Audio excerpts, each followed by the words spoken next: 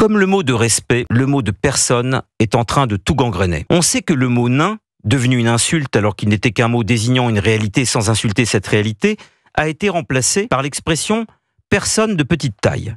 Il s'agit sans arrêt de rappeler aujourd'hui qu'il y a une personne derrière une réalité difficile ou supposée telle. Si je me risque aujourd'hui à dire un handicapé, eh bien je risque de passer immédiatement pour un sale type, un raciste, un provocateur douteux.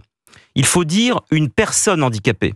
Je ne sache pas qu'en disant simplement handicapé, je parte pourtant du principe qu'on puisse imaginer que le handicapé en question est une mésange, un hippopotame, un mandrille ou un surmulot, puisqu'on n'a plus le droit de dire un rat.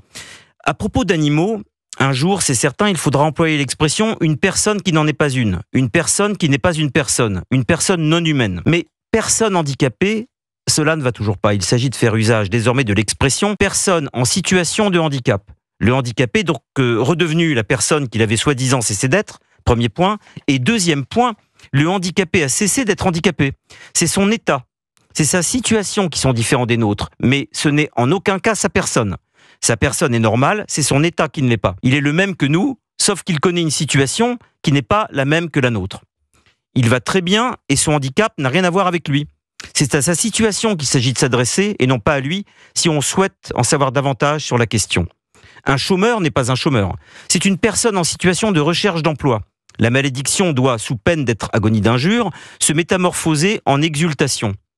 On ne doit plus voir ce qui est négatif dans le négatif, mais inverser la vapeur. La malédiction doit être reliée à tout, sauf à la personne qui la vit dans sa chair.